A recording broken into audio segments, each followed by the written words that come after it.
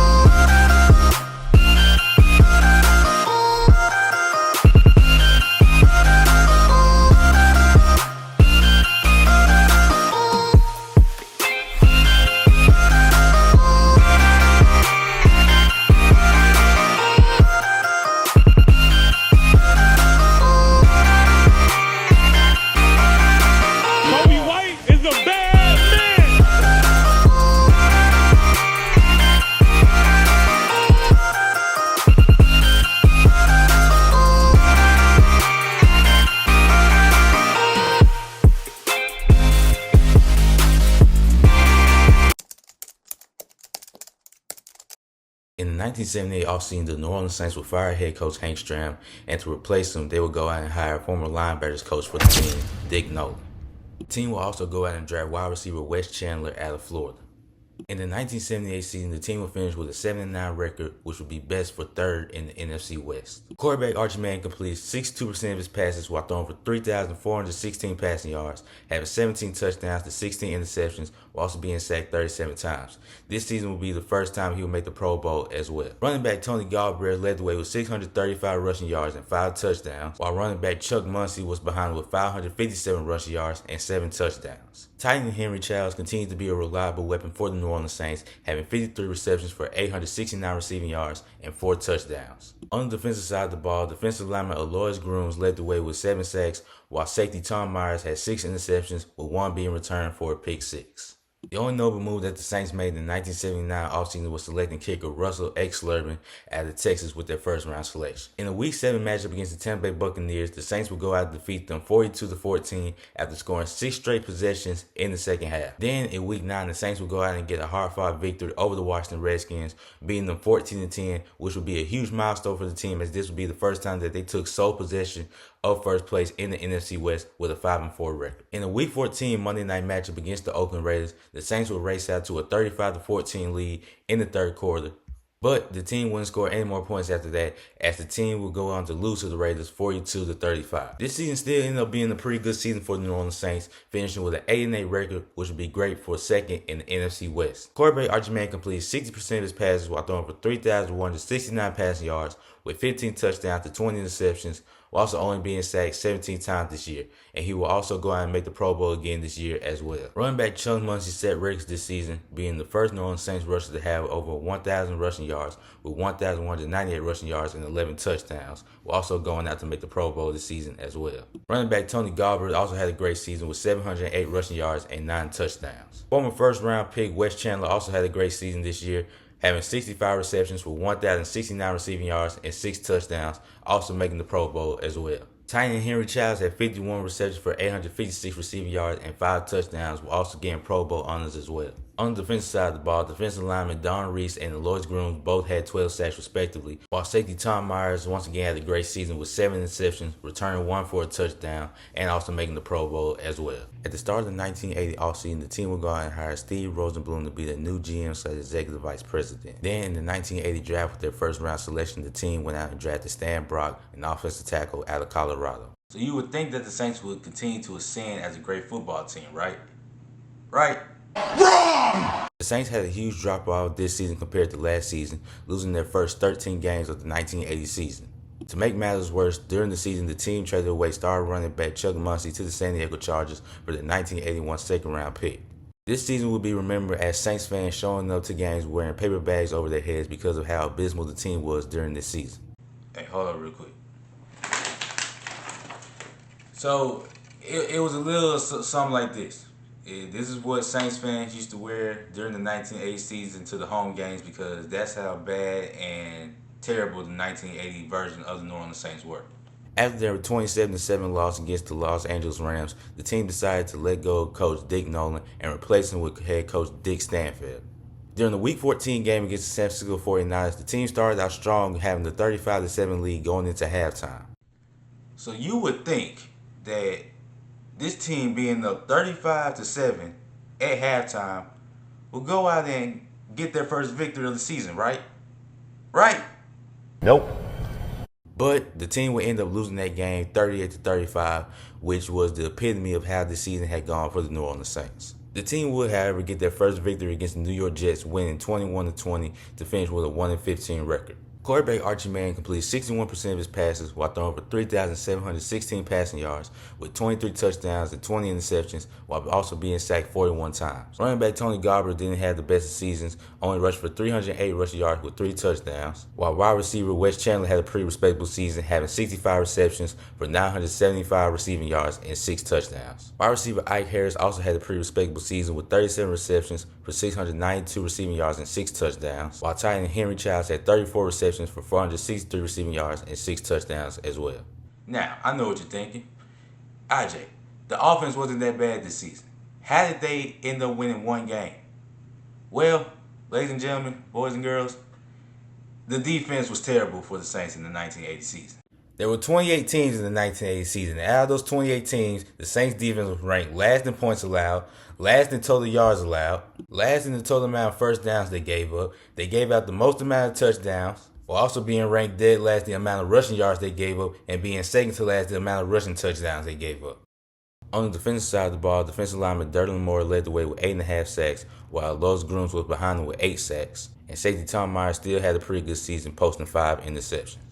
So yeah, that's why this season was a waste for the New Orleans Saints, because the defense gave up too many points, they gave up too many passing yards, they gave up too many rushing yards, and they were just bad. They were just bad. In the 1981 offseason, the team would hire Bum Phillips to be the new head coach, and then they would draft former Heisman winner running back George Rogers with the first overall pick in the 1981 draft as well.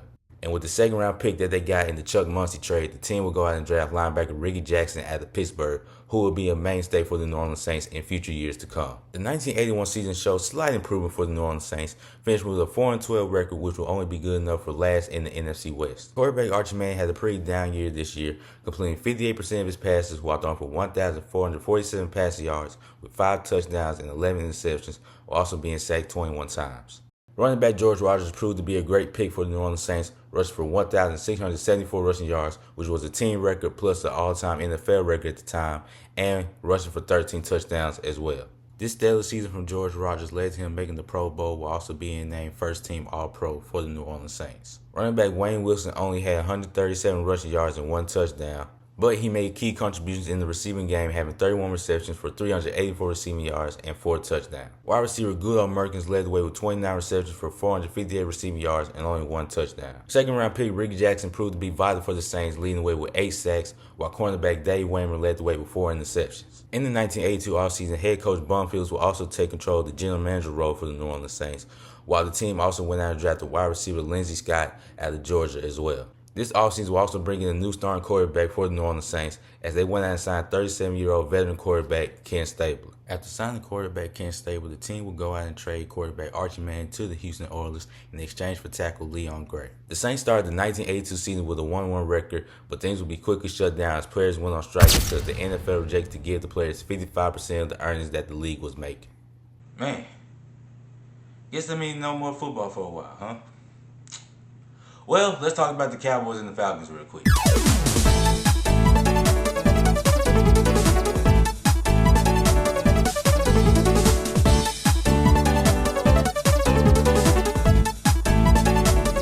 Alright, so in the first episode, while we were going over the Saints' history and their inaugural season and all that, we introduced two teams that have been thorns in the Saints' sides for the last 50, almost 60 plus years.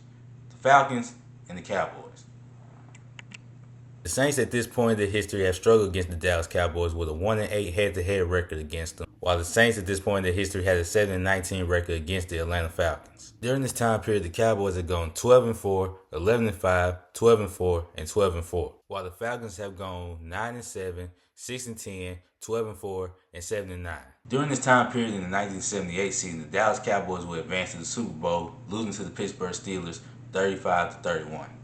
And as for the Atlanta Falcons, they made the playoffs 2 times during this time period, losing to the Cowboys in the divisional round, ironically, in the 1980 season, then losing to the Minnesota Vikings in the wild card round in 1982.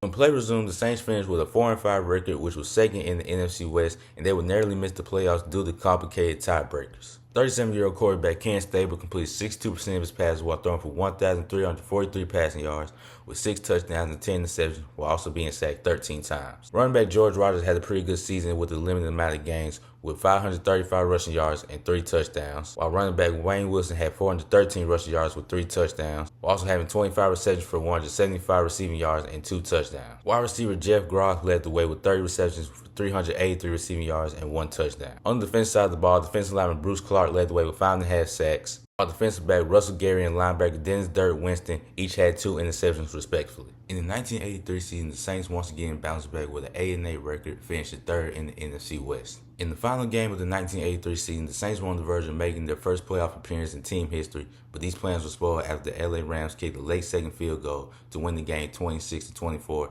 essentially knocking the Saints out of playoff contention. In his final NFL season, quarterback Ken Stabler completed 57% of his passes while throwing for 1,988 passing yards with 9 touchdowns and 18 interceptions, while also being sacked 18 times. Running back George Rogers had another great season with the team, rushing for 1,144 rushing yards and 5 rushing touchdowns, while running back Wayne Wilson had 787 rushing yards with 9 touchdowns, while also compiling 20 receptions for 178 receiving yards and 2 touchdowns. Fullback Huey Godwin also made key contributions for the team, having 415 rushing yards with 4 touchdowns himself. Wide receiver Jeff Groff led the way with 49 receptions for 585 receiving yards and 1 touchdown, while tight end Hobie Brennan had 41 receptions for 574 receiving yards and 3 touchdowns.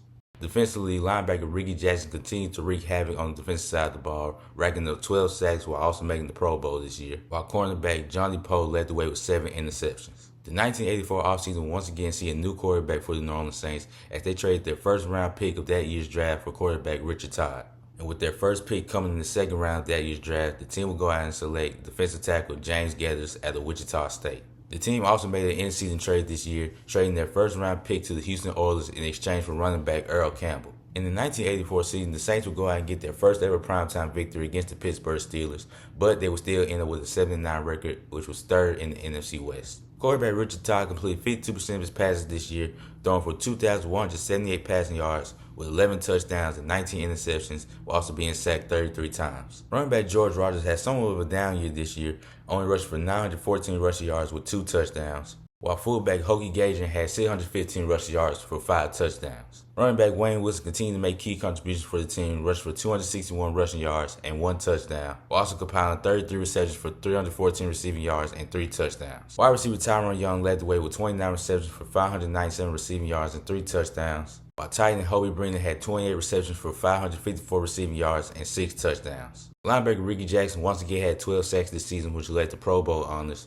while defensive end Bruce Clark was behind him with 10.5 sacks, which also led to Pro Bowl honors for him as well. Cornerback Dave Waymer led the team with 4 interceptions this year as well. Towards the end of the 1984 season, owner John W. McComb Jr. announced that the Saints were up for sale. And the new owner of the New Orleans Saints would be no other than Tom Benson. Now, prior to buying the New Orleans Saints, Tom Benson had been a pretty successful business owner in the automobile and banking industry in both parts of South Texas and parts of South Louisiana. But after hearing that the Saints were up for sale and there was a possibility that they may relocate, Tom Benson stepped in and made sure that his favorite football team stayed in the city of New Orleans. And on May 31st, 1985, Tom Benson would purchase the New Orleans Saints for a whopping $70.204 million.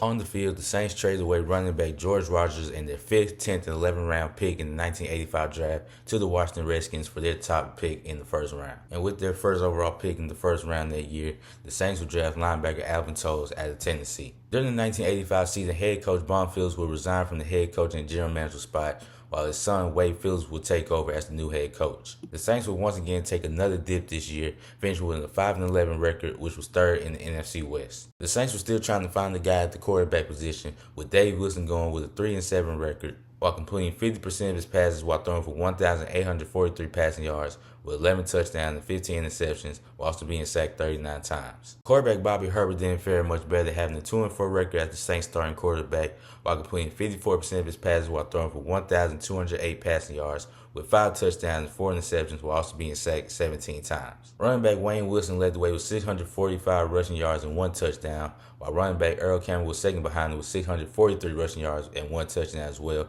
which will also be Earl Campbell's final season in the NFL. Wide receiver Eugene Goodlow, who's a former third-round pick, had 32 receptions for 603 receiving yards and 3 touchdowns, while tight end Howie Brennan led the way with 42 receptions for 652 receiving yards and 3 touchdowns. Linebacker Ricky Jackson once again led the way in the sacks category with 11 sacks and making the Pro Bowl this year, while defensive end Bruce Clark was behind him with 8.5 sacks. Cornerback Dave Wayman once again led the way in the interception category with 6 interceptions this season. In the 1986 offseason, the Saints will hire Jim Finks to be their new GM/president, while also going out and hire Jim Mora, who's the 10th head coach so far in the Saints franchise history. The team will also go out and select tackle Jim Dombrowski out of Virginia with their first overall selection in the 1986 draft. The Saints will once again make an improvement with a 7-9 record, but will finish 4th in the NFC West this year. Quarterback Dave Wilson will be called upon to be the Saints starting quarterback, completing 55% of his passes while throwing for 2,353 passing yards with 10 touchdowns and 17 interceptions, while also being sacked 22 times. Running back Ruben Mays, who was a third-round selection for the Saints in the 1986 draft, had 1,353 rushing yards with 8 touchdowns, which led to him getting Pro Bowl honors this year. Wide receiver Eric Martin led the way with 37 receptions for 675 receiving yards and 5 touchdowns. Linebacker Ricky Jackson had a bit of a down year this year, only having 9 sacks, but still made the Pro Bowl this year, while James Gadsden was tied in the sacks category with him with 9 sacks as well. Cornerback Dave Wayman had a remarkable season this year, leading the way with 9 interceptions. Okay, I think this is enough information for one video. So at this point in the Saints history, they've hired 10 head coaches. They now have a new owner in town. And to give you a quick preview of what's in store for the next episode, let's just say there's going to be some law and order, because a couple of patrolmen were on the way to bring order to the New Orleans Saints.